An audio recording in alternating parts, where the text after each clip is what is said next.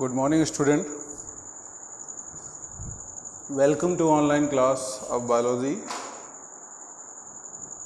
पिछली क्लास में मैंने आपको पढ़ाया था फंक्शन ऑफ एसोसिएटेड ग्लैंड या डाइजेस्टिव ग्लैंड।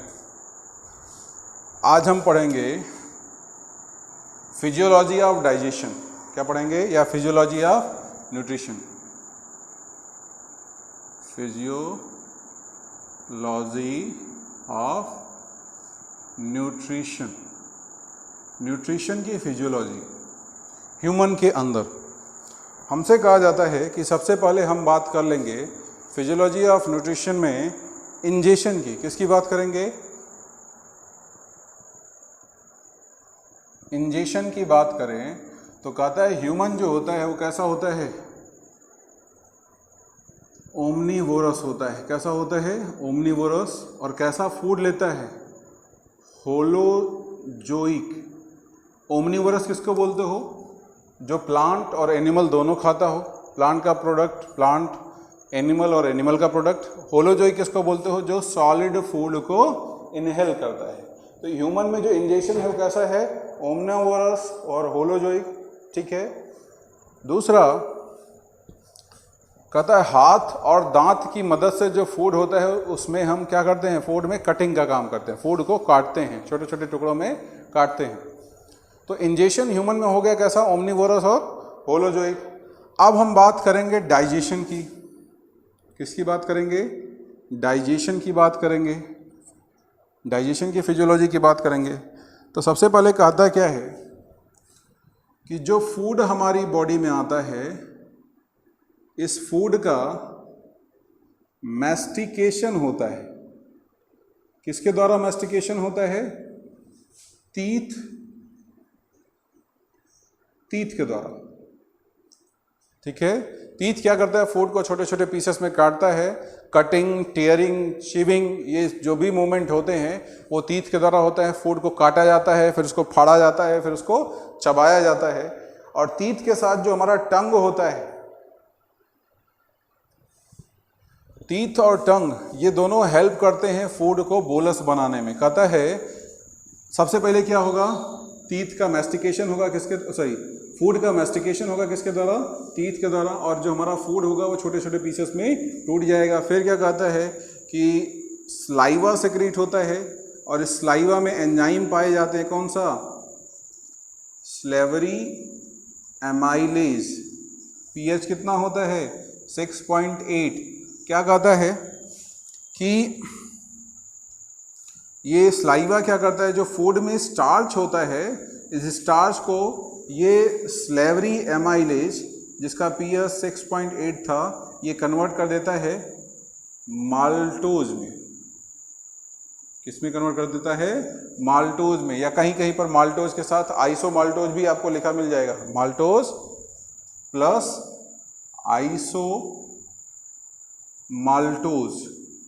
माल्टोज और आइसोमाल्टोज में कन्वर्ट कर देता है। इसके बाद कहता है क्या है कि जो फूड है, क्या है? फूड। ये फूड आपका म्यूकस प्लस जो आपके एंजाइम थे, म्यूकस प्लस स्लाइवा, इसके साथ मिल करके कन्वर्ट हो जाता है किसमें? बोलस में। किसमें? बोलस में।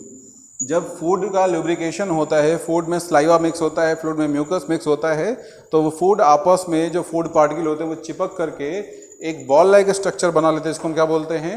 बोलस बोलते हैं। अब ये जो बोलस होता है ये आपका माउथ से इतना प्रोसेस जो हुआ वो कहाँ हुआ? ये इतना प्रोसेस जो हुआ ये कहाँ हुआ? ये हो गया आपका बक्कल कैविटी में। बक्कल कैविटी में। अब इस बक्कल कैविटी से कहाँ से? बक्कल कैविटी से क्या? बोलस। फूड किस में कन्वर्ट हो गया था? बोलस में। बक्कल कैविटी से ये जो बोलस होता है ये आपका जाएगा कहाँ पर? फेरिंग्स में।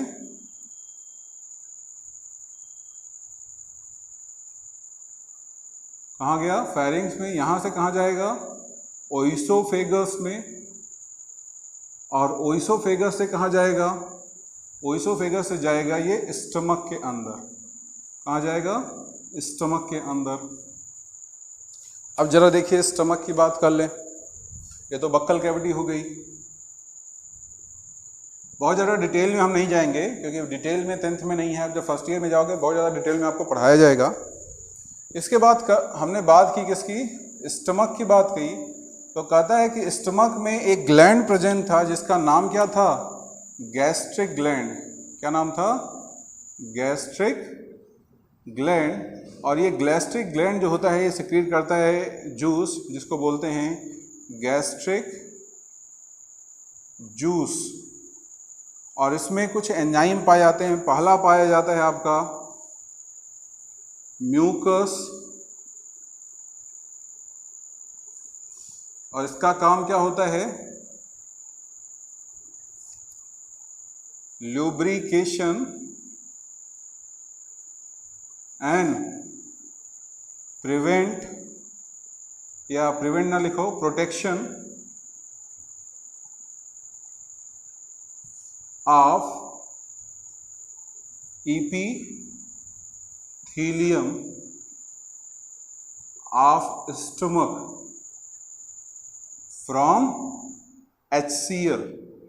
HCl के इफेक्ट से म्यूकस, HCl के इफेक्ट से म्यूकस स्टमक के एपिथेलियम लेयर को बचाता है। स्टमक का जो एपिथेलियम होता है वो HCl की वजह से डैमेज ना हो, तो उसको डैमेज होने से बचाता कौन है?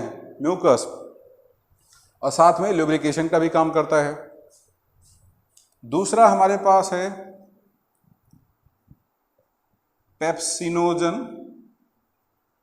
और तीसरा जो सबस्टेंस सिक्रेट होता है वो है HCl।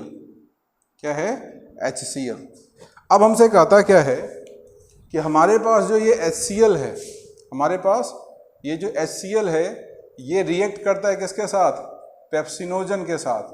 और ये पेप्सिनोजन जो आपका गैस्ट्रिक जूस में सिक्रेट होता है ये इनएक्टिव होता है। कैसा होता है? ये इनएक्टिव होता है। कहता है HCl जब पेप्सिनोजन के साथ रिएक्ट करता है, जैसे ही पेप्सिनोजन HCl के संपर्क में आता है वो इस इनएक्टिव फॉर्म को एक्टिव फॉर्म में कन्वर्ट कर देता है, जिसका नाम है पेप्सिन। ये क्या हो गया? ये एक्टिव फॉर्म हो गया। अब कहता है इसी स्टमक के क्या होता है कि प्रोटीन का डाइजेशन स्टार्ट होता है। क्या होता है? प्रोटीन का डाइजेशन होता है। और इसी प्रोटीन को यही एंजाइम कौन सा? पेप्सिन कन्वर्ट कर देता है किसमें? प्रोटियोज प्लस पेप्टोन्स में। किसमें? प्रोटियोज प्लस पेप्टोन्स में। तो हम ये कहते हैं कि स्टमक के अंदर प्रोटीन का डाइजेशन स्टार्ट होता है। स्टमक के अंदर प्रोटीन का डाइजेशन क्या होता है? स्टार्ट होता है। ठीक है, यही इतनी प्रक्रिया स्टमक के अंदर होती है। उसके बाद स्टमक से जो फूड होता है वो पाइलोरिक रीजन से मूव करके कहाँ जाता है? स्मॉल इंटेस्टाइन में। इसको नोट करिए।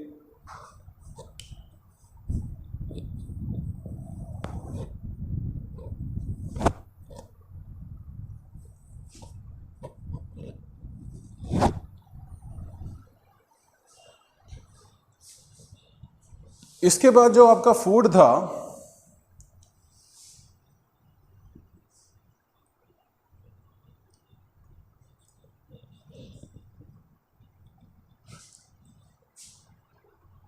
ये फूड आ गया कहां पर? स्मॉल इंटेस्टाइन में। और स्मॉल इंटेस्टाइन में हमसे कहता है कि प्रोटीन, कार्बोहाइड्रेट्स और फैट कंप्लीट डाइजेशन होता है। कंप्लीट डाइजेशन होता है, याद रखिएगा। दूसरी चीज, maximum digestion of food. Maximum digestion of food अगर आपसे पूछा जाए कहाँ पर होता है तो क्या बोलोगे? Small intestine. अच्छा, स्मॉल इंटेस्टाइन के बाद जो दूसरा पार्ट आता है वो आता है आपका लार्ज इंटेस्टाइन। इसके भी आपको 3 पार्ट मैंने पीछे बता रखे हैं। फिर क्या कहता है, लार्ज इंटेस्टाइन में आपका अल्कोहल,